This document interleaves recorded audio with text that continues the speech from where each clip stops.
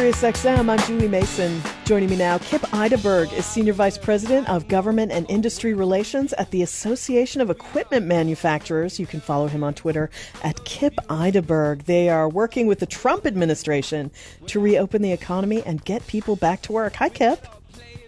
Hey, Julie, how are you? I'm good. How are you? I'm doing well, thank you, and thank you for having me on the show today. Of course, the CEO survey at AEM is a little grim. Tell us about it. Yes, it certainly is, and I wish I had better news. But we surveyed roughly 10% of all of our member company CEOs, and what they told us is that the outlook, not only for the next 30 days, but for the rest of the year, is not looking great for equipment manufacturers. The challenges that they face include plummeting demand, stressed supply chains, and a lack of cash. And unless we can get our elected officials, notably Congress and the Trump administration, to help shore up demand and support equipment manufacturers, we're going to be in for a long year.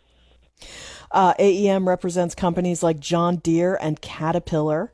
Tell us about some of the other manufacturers. What are we talking about here? Well, we're talking about really the full range of equipment manufacturers, from those small family-owned manufacturers who make both equipment, but a lot of them make components and parts that go into the equipment, up to large multinational corporations who make well-known equipment that you see on construction sites or on the farm. 9 out of 10 executives cited a decline in demand for equipment as the primary impact of the COVID-19 pandemic on their businesses. Do you have a sense of what the job situation is? Have they had to lay off a lot of workers, or just temporarily or permanently? What's the status there?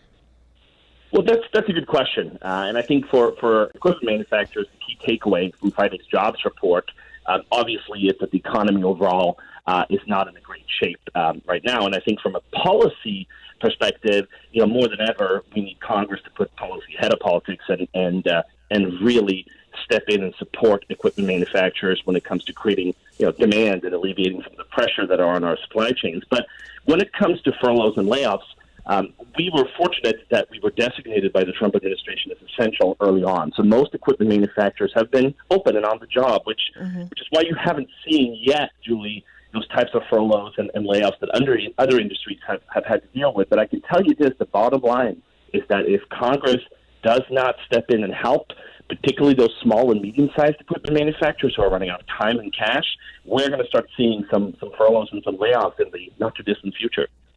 So the good news is they've been working and manufacturing things. The bad news is there's no market for these things.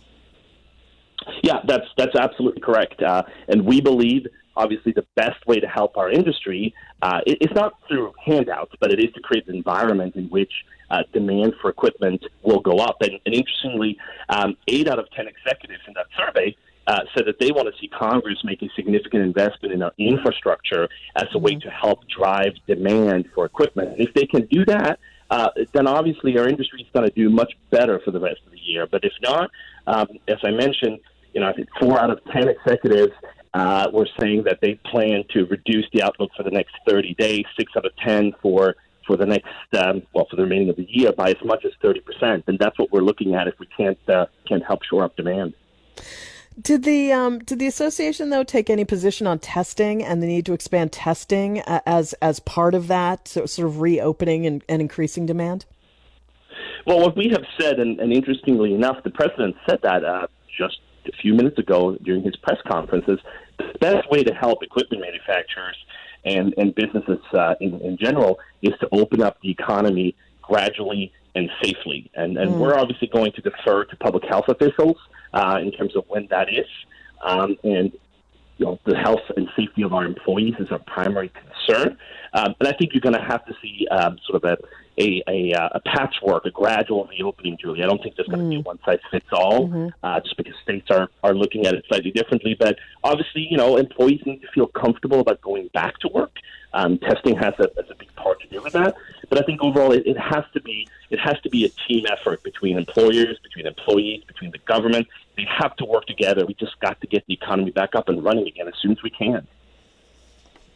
Really interesting. Kip Eideberg is Senior Vice President of Governmental and Industry Relations at the Association of Equipment Manufacturers. You can find him on Twitter at Kip Eideberg. Kip, thank you very much.